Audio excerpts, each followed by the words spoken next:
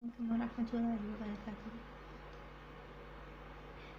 Here we're going to talk about Surah Fatiha, not just the meaning but also insights and reflections surrounding Surah Fatiha.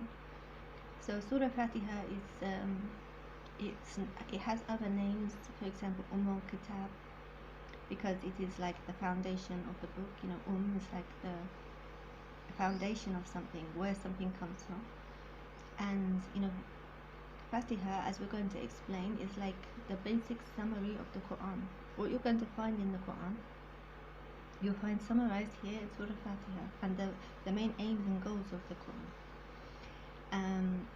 And it's also called the often repeated verses, because we Muslims read it in the prayers frequently. We read in every rak'ah, and according to most scholars, we must read Surah Fatiha in the Quran, or in the prayer, for it to be accepted, and it should be recited with tajweed as well.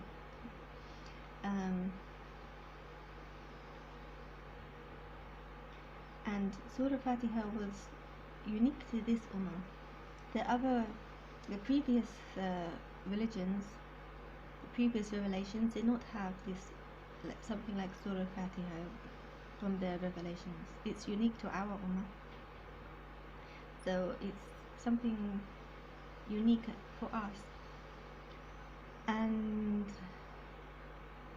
okay, let's just get into the deeper explanation of Surah Fatiha. As all the surahs in the Quran begin with the name of Allah, Surah Fatiha begins with Bismillahir Rahmanir Rahim. So Bismillah, in the name of Allah, Ar-Rahman Ar-Rahim, the most gracious and most merciful. And the difference between Ar-Rahman and Ar-Rahim, for those who don't know, is that Ar-Rahman, the most merciful, refers to the mercy of Allah. That's for all people and all creation, without any difference, not without a difference because someone is a believer or a disbeliever or an animal or a human. It's said in a hadith that 1% of Allah's mercy was sent to the earth, and because of this mercy, we see that mothers are merciful to their children, and that animals are merciful to each other. And sometimes we see animals looking after other people's children, or looking after some other species even. So because of this mercy, this 1% of mercy, we see mercy between people on the earth. But it's only 1%, so obviously often we see a lack of mercy as well on this earth. Allah has kept the other 99% for Judgment Day, we are told. And this will be only for the people who believed in Him and all of His books and prophets and messengers. That means that people who have believed in all the books, they've believed in the Psalms that were sent to David, they believed in Jesus and his gospel, they believed in Moses and the Torah and Abraham and the Quran. But because the belief of Islam is that these revelations were sent down to prophets before, but they have been abrogated, meaning that it's only acceptable for us to believe in the Quran now, because those books have finished their time. It's like, for example, someone has registered in a school or college.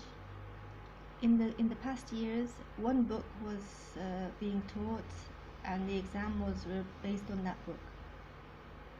For example, a history book talking about the Second World War, there was the first edition,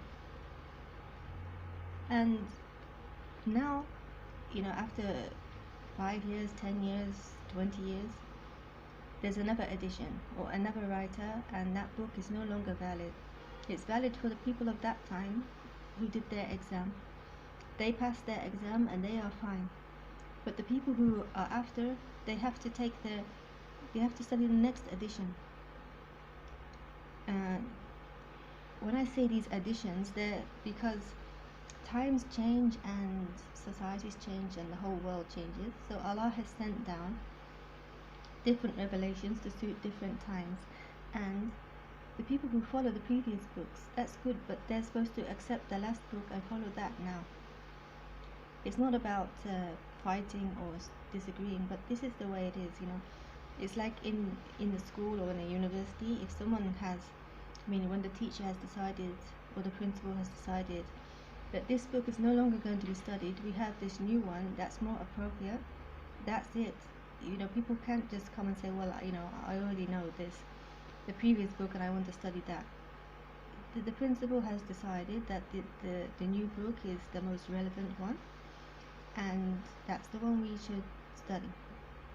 So like what, I mean, it's not exactly the same, but you know, I try to give the idea. So for this reason, you know, people nowadays should be following Quran, and people who know about Quran and they know about Prophet Muhammad sallallahu alaihi wasallam, even if they follow the Bible or the Torah, this is partly correct. This is why we call them people of the book, because they have one book, but they're not, we don't call them believers exactly, because they haven't believed in the last book.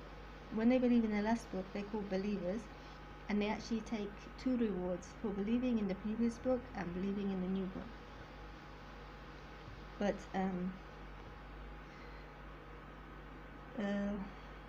they, when someone has not believed in all of the books, we don't call them a believer. Even if someone calls themselves a Muslim, for example, they say they believe in the Quran. They may say they believe in the Quran, but maybe they will say they don't believe in Jesus, or they don't believe in the Gospel. They don't believe that there was a book sent down to Moses. They don't believe in the Jewish books as well.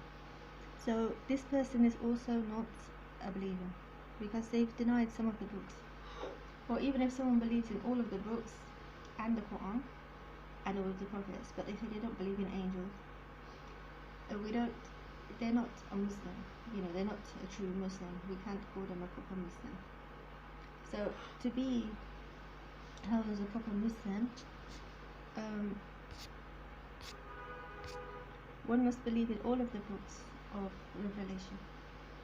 Yeah, so this is why the mercy on the Day of Judgment will only be for the believers, meaning those who believed in all of the books and teachings that have come down for this Ummah, the Ummah of Prophet Muhammad sallallahu alaihi wasallam. Other prophets and Ummahs, they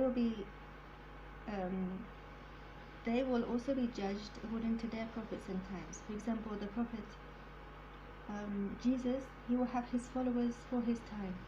You know, before the time of Prophet Muhammad sallallahu alaihi wasallam, before his coming, people will be, you know, they were supposed to believe in Jesus. People they had, or maybe they didn't.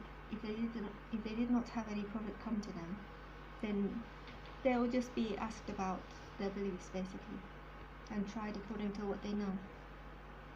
So all people will be judged fairly according to what they knew, because people who don't actually know, for example, about the Prophet Muhammad, peace be upon him, about the Quran, or about other books or other, you know, in previous times, if they didn't hear about any religion, for example, they were living in the desert, or living in a forest, or living in the tree, or under the ground, or we don't know the situations of some people.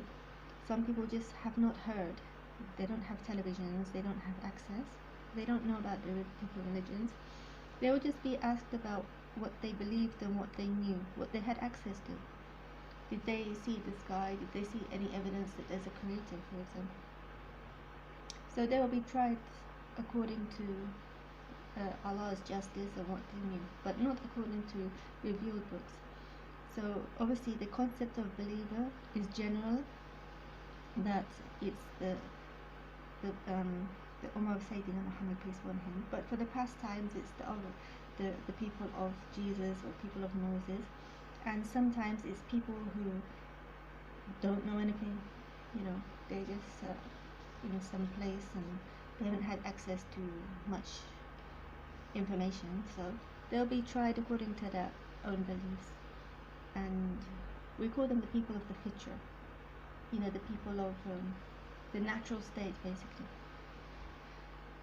Yeah, and so this is related to the mercy of Allah, Uh, so, so Alhamdulillahi Rabbil Alameen Ar-Rahman Ar-Rahim. So Allah is reminding us always that He is the most merciful, the most gracious, and we should always remember that as well, because so many people, they have the idea of Allah that He is just always angry and he sends down punishments all the time. But when you read the Quran and you understand it more, you can understand, obviously Allah has started every verse of every chapter of the Quran with His names, the most gracious, the most merciful. This is how He wants us to know Him. And you'll find throughout the Quran that He promises that He will forgive sins, and He turns to people in repentance when they make repentance. So we shouldn't have the concept of Allah that He is very revengeful, or that, Allah has taught us in the Quran, and we're going to see in this surah Fatiha as well, that there are people who earn the anger of Allah, the people who earn the punishment of Allah. They have certain conditions, but not every negative thing that happens in the world is always a punishment. Sometimes it's a reminder, sometimes it's a test from Allah, sometimes it's to remove sins. Allah sends reminders that He is there and that life is not eternal sometimes. And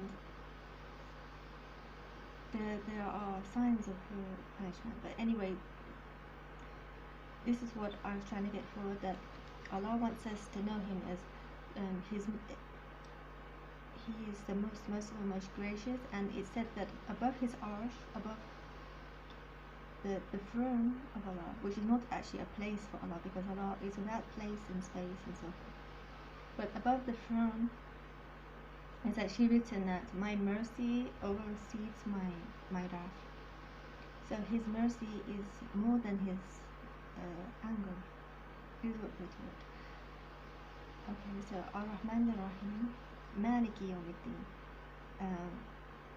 the owner of the Day of Judgment, the one who is in control of the Day of Judgment.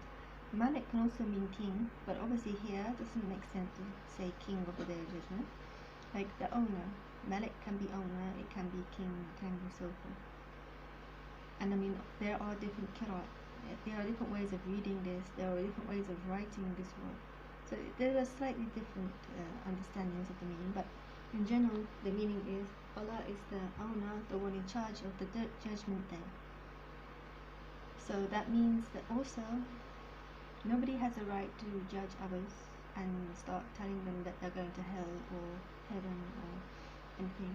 We only know that some people have been promised heaven or hell or something, because some people have been said about that in the Quran. For example, Abu Lahab, it was said about him, mentioned about him and his wife, that they'll be in the hellfire, and they died as disbelievers. But and Pharaoh, we were told about him. We were told about other righteous people and so forth, that they will be from the people of paradise. But not everyone we're told about. We were told, there's one hadith that mentions about someone on the battlefield, and people thought he was a martyr and that he was from the paradise. But the Prophet Muhammad ﷺ had revelation, and he explained that no, he had killed himself and he was not from the people of paradise. So there are some indications, there are some, sometimes the Quran tells us, sometimes the Sunnah tells us. Other than that, we don't have the right to judge people or start saying who's going to hell or who's going to paradise, because we don't know the last things that they did, and we don't know what's in someone's heart exactly, and Allah will judge them. So Allah tells us here He is the owner of the Day of Judgment. Nobody else has any saying in where people go and what happens to them.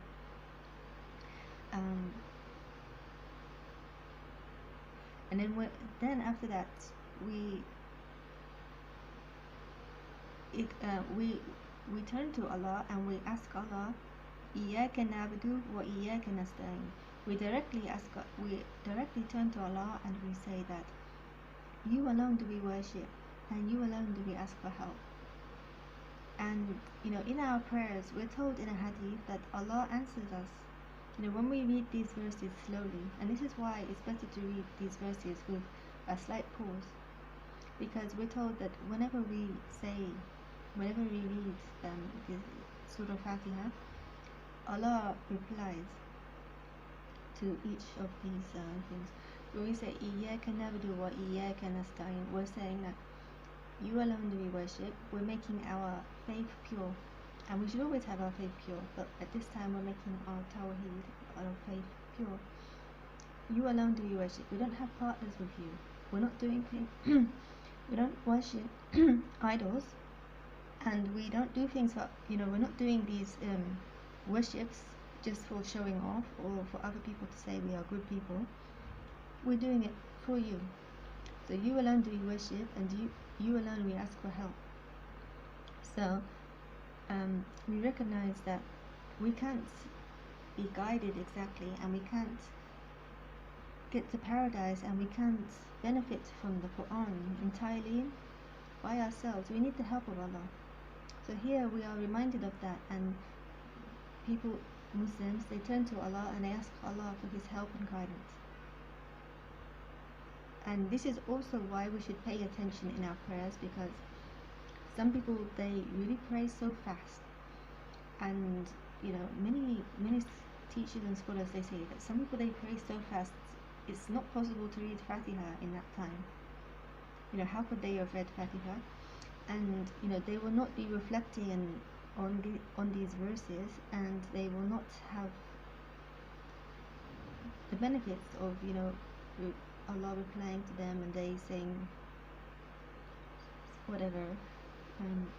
They will not have the benefits of that if they read the Quran too fast. So we should take time to have khushu and to concentrate that we are having a conversation with Allah at this time. This is why we don't have interruptions in our prayer. We're not supposed to move around a lot. We're not allowed to talk to anyone, because our concentration is supposed to be with Allah at that time, and our mind and our heart should be with Allah. When we don't have our full mind and heart with Allah, we lose the rewards of the prayer. And we think, okay, we lose some reward of the prayer, but it's actually we lose the benefit as well for ourselves. We think that, okay, we lose the reward, it's like as if Allah lost it. No, we lost it. We lose the sakina, we lose the tranquility, and we may lose some of the guidance, and we may lose some of the benefits. So this is why we should try and have better khushu and better concentration in the prayer. So we say that Iyyaka na'budu wa iyyaka nasta'in ihdina siratan mustaqim. So then people are asking for Allah's guidance. Guide us onto the straight path. Siratan mustaqim is like the straight path that doesn't have any misguidance or diverges, or is straight path. Basically, you want to take one road and go straight to where you want to go. You don't want to have to go in a lot of turns and confusion and take the wrong way and come back and go and get lost and then come back. So you just ask, oh, please tell me the right way. And this is what we would do if you were lost. Generally, you just want to find the right way. Please, can you tell me the fastest way, the best way to get to this place I need to go? So here we ask Allah that I want to be guided on the straight path. I don't want to be divulged. And then the next verse after that is telling us that who are the people who are on the straight path. صراط الذين أنعمت عليهم, the path of those on whom has been your pleasure, the path of those who have earned your pleasure. صراط الذين أنعمت عليهم. And who are these people who have earned the pleasure of Allah and His guidance, and who are on the straight path? Throughout the Quran you will find stories of the righteous people and of the prophets and of the people who've tried to be close to Allah, and the people who've earned Jannah, and the people who have succeeded in this life. We find their stories, and they are the people who are said to be on Sirat al-Mustaqim, and the people An'amta alayhim, who have been blessed, basically. An'amta, the people who have been blessed and been given. So these stories throughout the Quran, for example, Sayyidina Maryam, how her life was, the prophets Moses and Ibrahim and Jesus, and even about the issues that Prophet Muhammad ﷺ faced.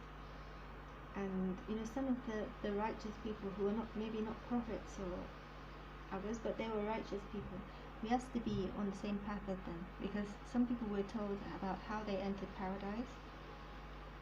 And on the surface level, if we were not told in the Quran that these people had entered paradise, or they were given abundance of a reward, we would most likely think that they were failures and not want to be like them. For example, what the man mentioned in Surah Yasin, he said there was a man running, and he tried to warn people about the Day of Judgment, and he tried to tell people to follow the prophets and the people who come with teachings. And people killed him. They just I heard in the tafsir that they cut him open, and they basically gutted him. So if someone saw this and they knew about this, they'd think that this man was a failure, and they would not think that they want to be like this man, of course. But because the Quran tells us his story, and the Quran tells us that after that he was entered into Jannah, and then he said he wished his people knew. So the Quran has given us this insight into what happened after, and it's gives us this insight about our concept of victory, and our concept of being successful and victorious. It's not always the right one.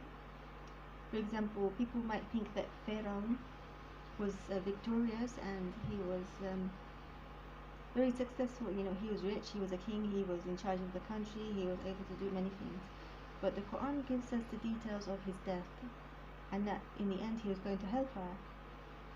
And he lost out in the end. After all of that, trying to say that to Moses that he wanted to see Allah, show me Allah, and trying to kill Moses, and killing many of the innocent children of Bani Israel, and killing many innocent people, and denying the truth.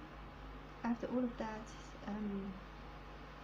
he basically failed, and he was said to enter hellfire. So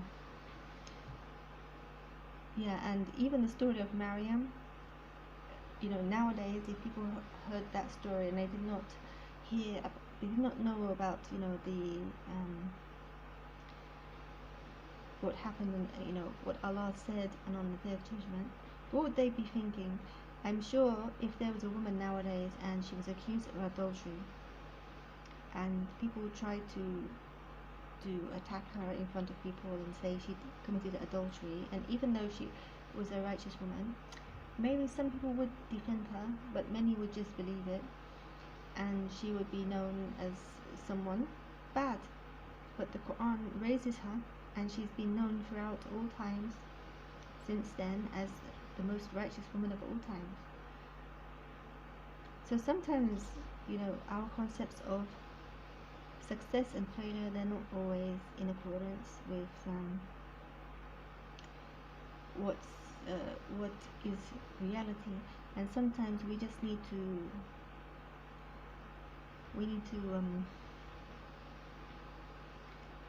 to be sincere in our endeavors, ma'Allah, and He will help us.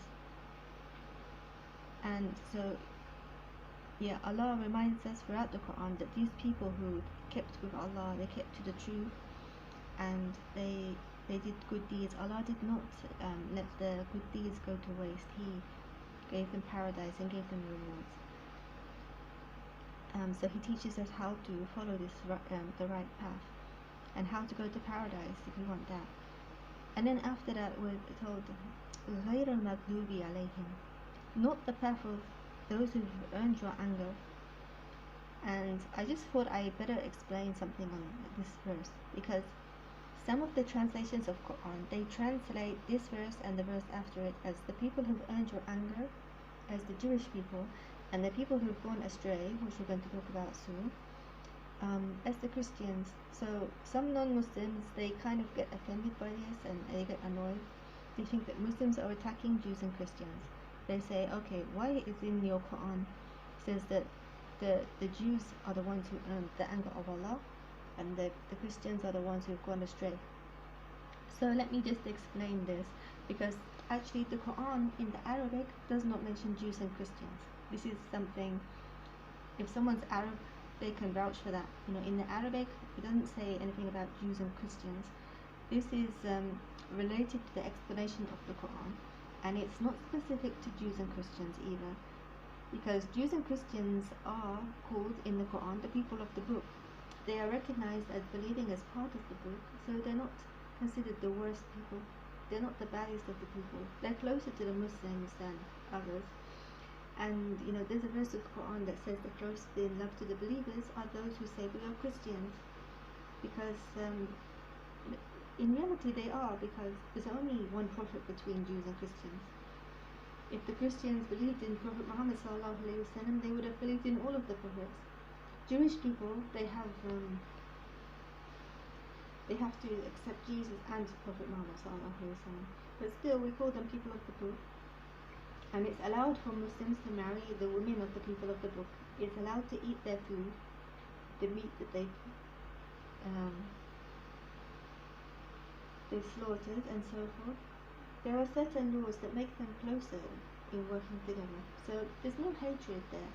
So when we're talking about this anger, it's not directed purely for Jews and Christians, and it's actually for anyone who does specific behaviors. But the Quran wants us to learn from some of the mistakes that some people made in the past, and most of the, for example, after Surah Fatiha, we will go into Surah Baqarah. Surah Baqarah covers a lot of the stories of Bani Israel. And Bani Israel, they were favored they were a favored type of people amongst all of humanity. Allah favored them, and He says in the Quran about how He favored them and chose them above others, and sent them prophets specifically, and looked after them specifically. He protected them from the Pharaoh, when they were attacked and when they were enslaved, and He sent down birds and meat and sweets from the sky for them to eat, and they were all ungrateful. So we're told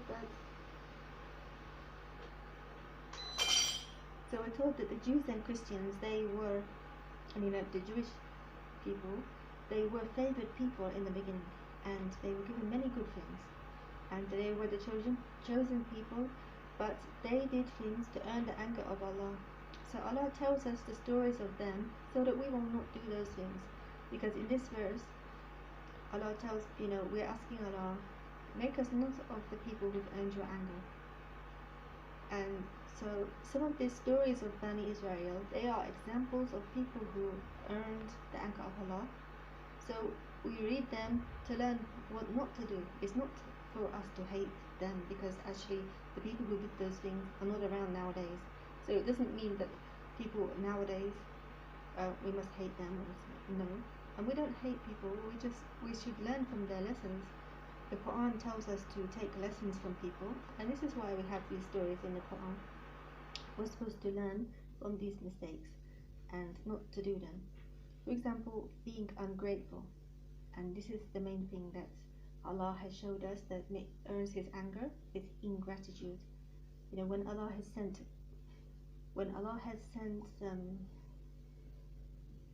messengers, and He's sent books, and He's sent warners, and He's given many things. He's made the lands green, He's made crops grow, He's given you fruits and vegetables and foods and all this, and after all of that, people just deny and they say, Allah did not give us anything, or He didn't do what He promised, or I find it hard to follow this, or this is the kind of thing that we find throughout the Quran that maybe can earn the anger of Allah.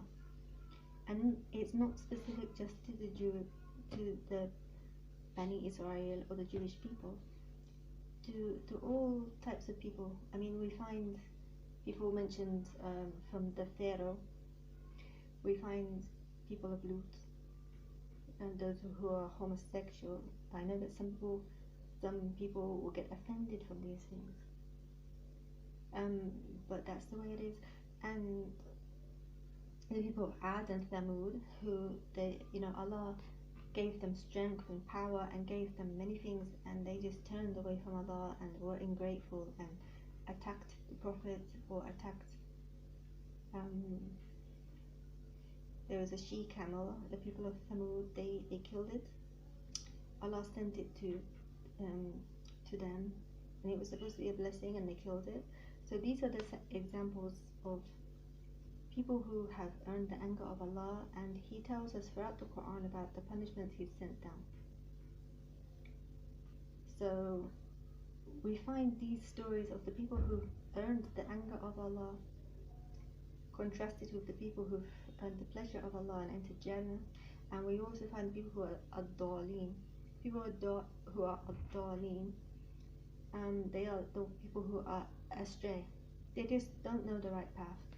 Because it said that the difference between the people who've earned the anger of Allah and the people who are just astray is that the people who have earned the anger of Allah, they actually know the way, but they just refused it, and they were just ungrateful. So it's mainly the ingratitude and the refusing to follow the right way. And the people who are daleen, for this reason, it's said that it's more likely to apply to Christians in this case, because Christians, they are, I mean, if you look at the difference between the Jewish people and the Christian people, even to this day, Christians, they have they don't have as many clear guidelines as the Jewish people. It's more like guessing and emotion and feeling the spirit, or these kind of things. And this can lead people to go astray when they don't have something entirely written down, or they don't have entire law or qanun law or guidance to go with, when they just get lost and without the way. For example, someone's trying to find a way to a specific place that they don't know without a map. They have no map, they're just wandering around and trying to guess that, well, I feel it's this way, and then they go this way and it's actually not that way. So they go a different way. Well, I'm feeling now that it's maybe that way.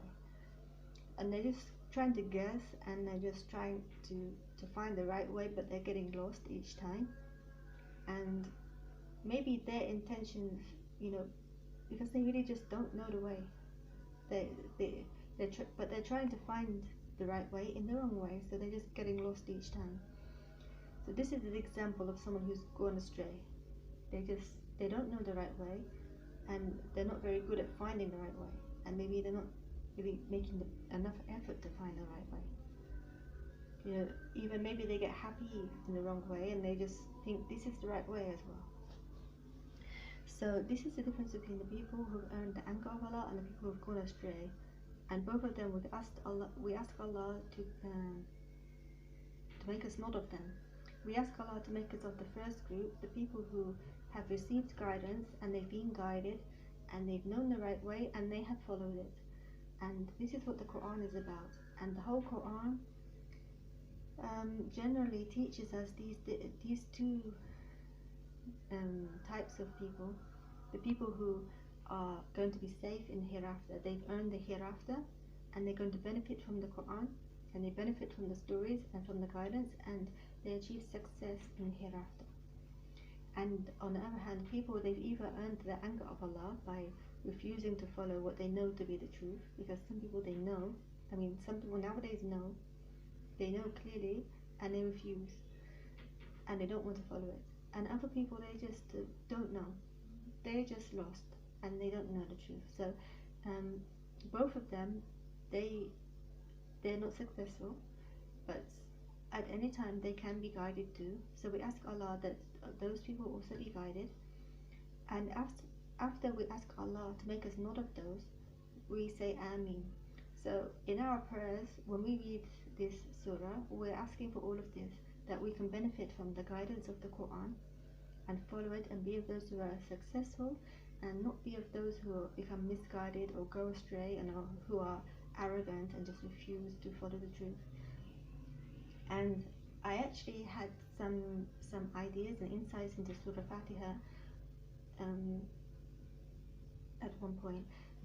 It just came to my mind that actually sometimes when you see people asking an important person for favors and for good, you see how they ask. They praise that person, and they remember their best names and the things that they've done for them, and they put forward everything that good about them to make that person's heart lean to them and give them what they want. For example, they'll say, "Oh, you are you are our leader. You are our favorite best person, and you've always been so kind to me. I really rely on you. I don't have anyone other than you, so I have to ask this favor from you. Please, can you help me with this? Because there's no one who can help me but you." And if you, when you see that when people ask in this way, normally people will respond and give them what they need.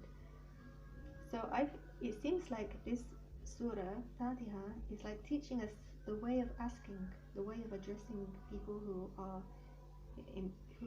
maybe can give you something, or whether you need something.